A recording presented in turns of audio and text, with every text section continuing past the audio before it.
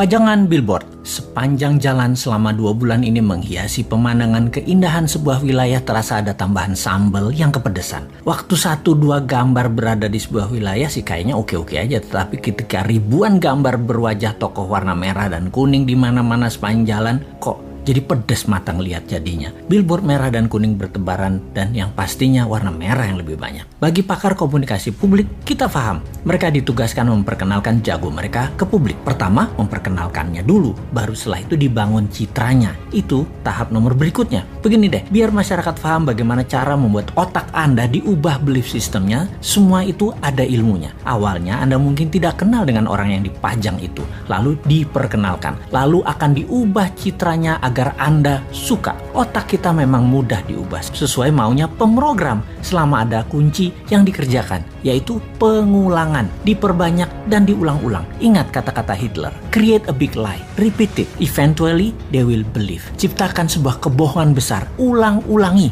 pada akhirnya mereka akan percaya. Sekali lagi, kuncinya adalah pengulangan. Jadi semua ini ada rumusnya dan hal ini bisa dipakai di produk sahabat atau di personal branding ketika Anda mau menjual diri Anda, apapun tujuannya. Salah satunya ingin jadi presiden. Rumus dasar promosi changing belief ini ada 4 step, di mana pikiran manusia yang ditarget tadinya akan diubah sesuai tujuan pemrogramnya. Yaitu 1, manusia itu unaware atau tidak kenal di awalnya. Kemudian 2, dia aware, menjadi tahu atau knowingness. Ketiga, likabilitas atau kesukaan.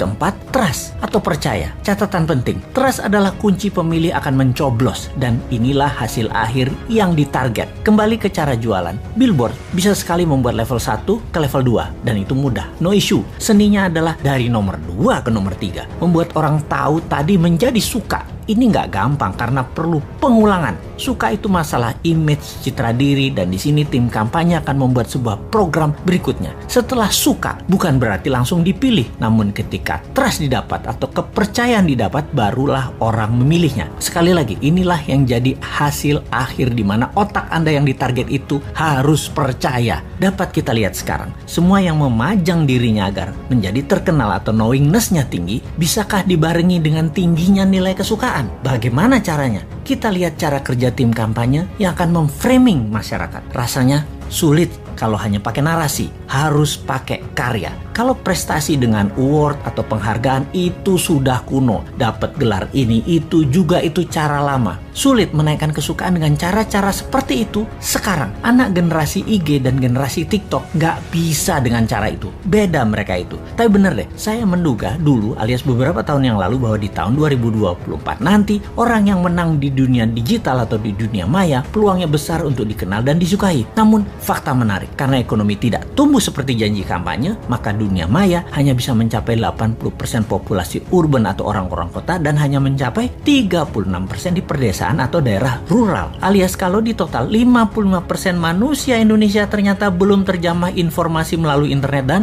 sosial media. Dalam 5 tahun ke depan dari tahun 2019 ke tahun 2024, kalau ekonomi maju seperti target pejabat negara, maka perkotaan bisa mencapai 100% manusianya terjangkau internet dan 70% daerah rural, area pedesaan dan pelosok bisa mencapai 7%. Tapi hal ini tidak terjadi. Faktanya tidak tercapai. Maka spanduk, baliho, billboard masih jadi pilihan untuk membuat nomor 1 dan 2 dalam strategi pengenalan calon. Tapi 3 tahun itu masih lama. Bahkan orang yang disukai pada saat ini dalam 3 tahun lagi bisa jadi tidak disukai dan bisa saja ada orang baru yang muncul langsung lebih disukai banyak orang. Sahabat semua, di sini kita mengingatkan, bersiaplah dengan pengulangan citra positif para petarung di 2024 yang memang sedang mencari popularisme. Semoga Anda tetap dalam keadaan sadar bernegara yang berdaulat, tidak seperti pemimpin 20 tahun terakhir ini arah bernegaranya yang miring ke sana, miring ke sini. Walau pengulangan tadi masif, terprogram,